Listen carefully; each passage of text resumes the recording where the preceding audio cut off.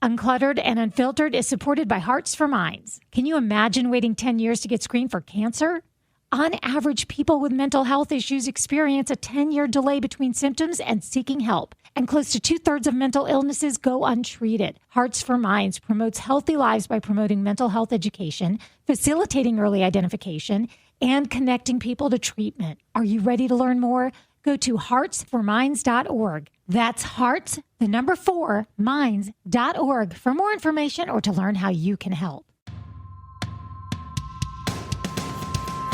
Welcome to Uncluttered and Unfiltered, the podcast urging you to let it go and don't look back. With nationally acclaimed professional organizer Christine Stone and self-proclaimed hot damn mess radio and TV personality Eden Kendall. Welcome, everybody, to Uncluttered and Unfiltered. I'm Eden. And I'm Christine. And this is our self-care episode.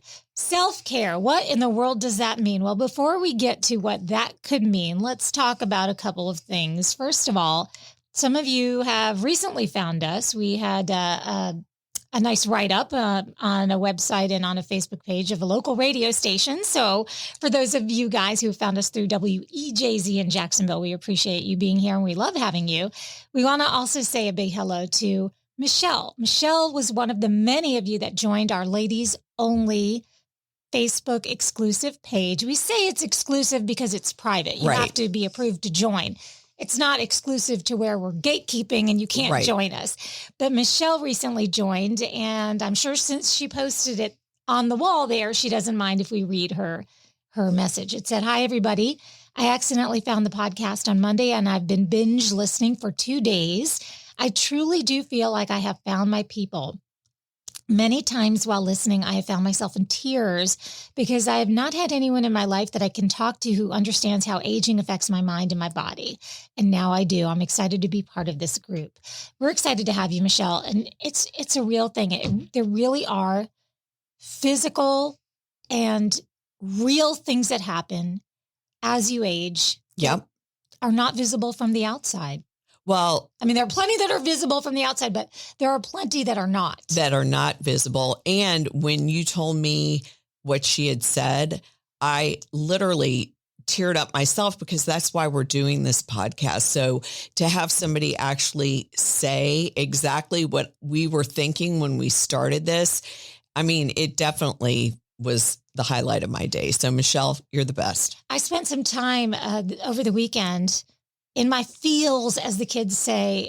For some reason, I just felt, I don't want to use the phraseology that's rampant on Instagram and here and there, the less than. I felt less than, but I was starting to. Or triggered. But we've talked many times about that invisible feeling. And I was trying to explain to my husband why, for some reason, I was starting to feel like I was slipping away a little bit. I just couldn't explain it to him without it sounding like prideful. Right. Or, I expect or demand a particular reaction from people. And how dare I expect or demand that reaction? And now it's going away and I feel like a peasant or something like that. It doesn't come out right. And I feel as though no matter how sensitive the men in your life are, or the younger people in your life are, you have to talk to somebody who's walking in your shoes. I 100% agree with that. Like when you were just saying that, I was thinking, God, I know exactly what she's talking about, because you can't explain that to somebody else. You have to experience it.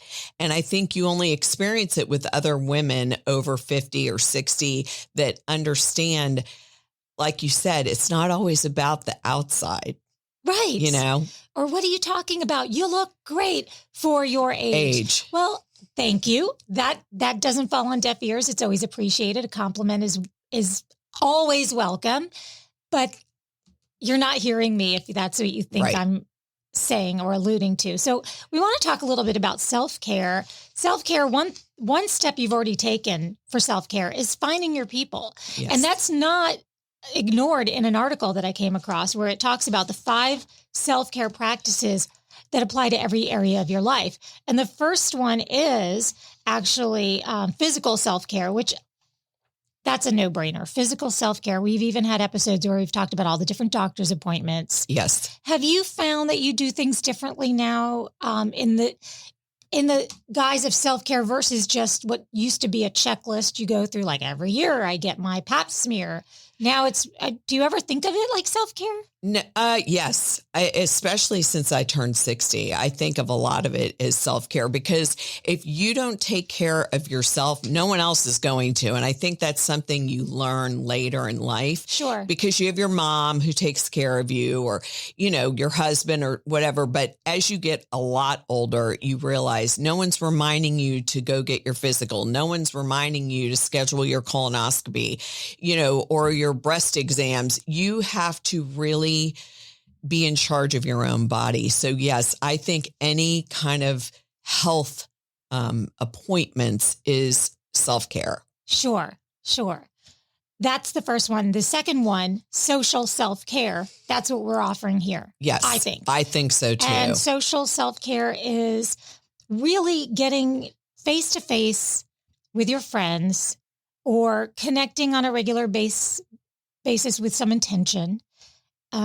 What are you doing to nurture your relationships with people that you miss or don't see regularly? And then also, how are you distancing yourself from those vampires that are making you feel worse? Yes. Because that's self-care too. That is self-care. It's the famous art of saying no or letting go, as we say every week.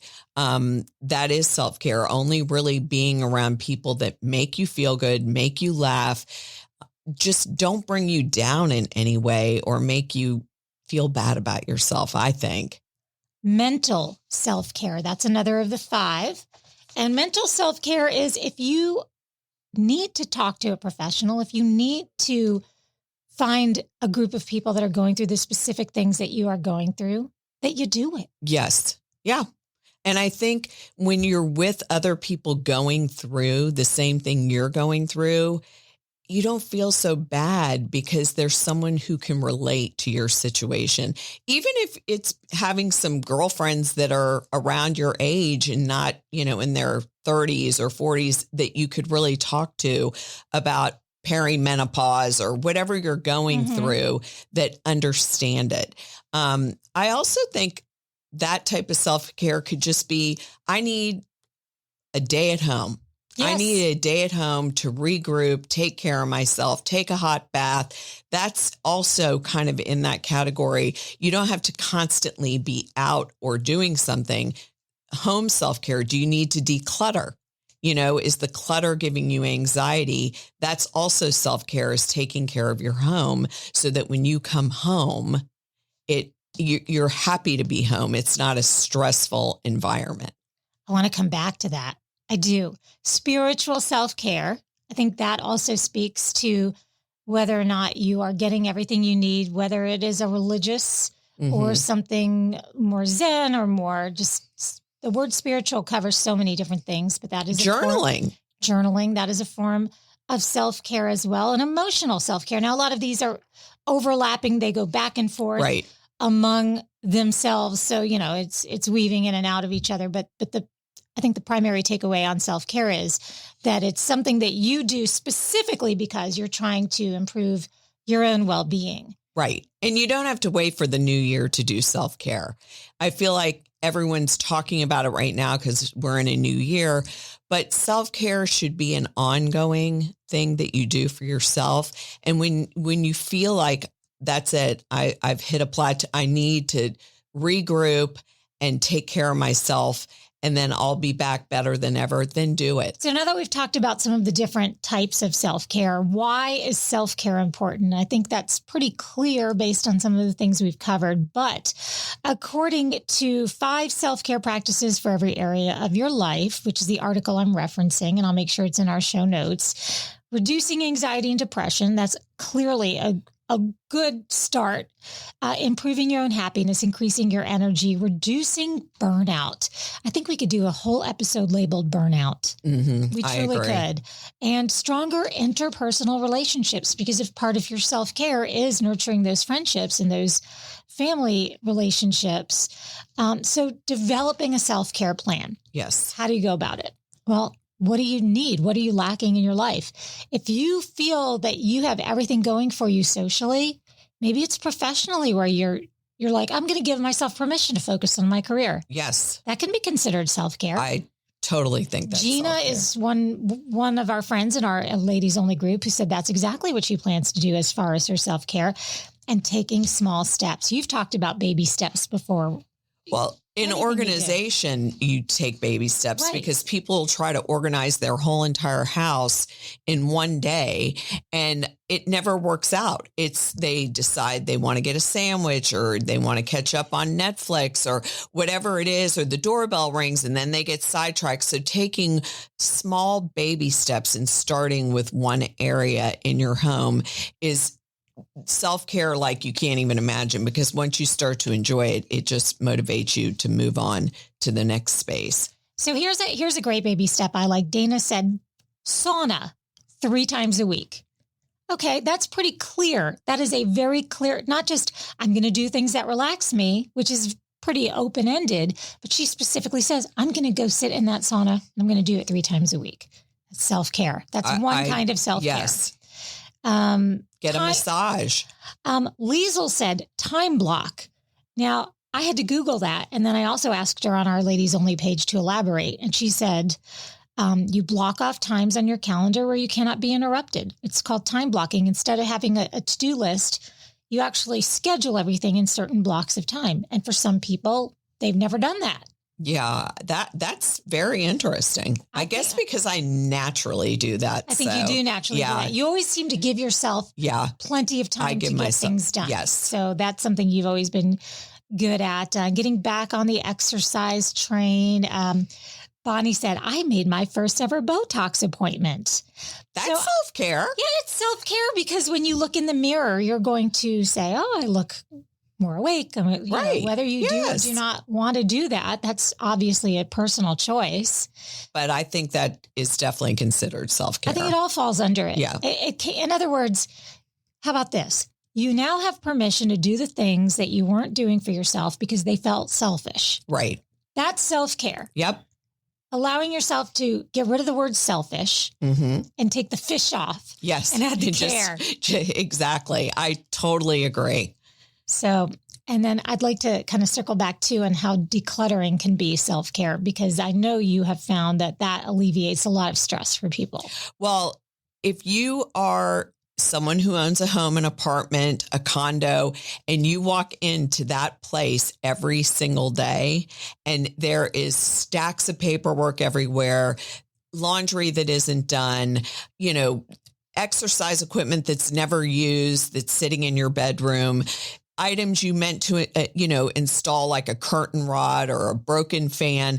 Those are all stressors because they're like little monkeys on your back going, you should have done that. You should have taken the time to do that. You're lazy. Why aren't you fixing the things that need to be fixed? You're not taking care of your home. And that's part of self-care, is scheduling those things, even if it's an hour a week to declutter or 45 minutes. You will be amazed how much you get done in such a short amount of time, and making lists for all the things in your house that need to be taken care of. And you will learn that as you stay on top of it, it doesn't become work. It just becomes something you do once a week or every day. You take 5 minutes out of your day. Self-care in your home is so important because you spend a majority of your hours in your home. And so taking care of that space is taking care of yourself. Well, we hope that you consider us part of your self-care.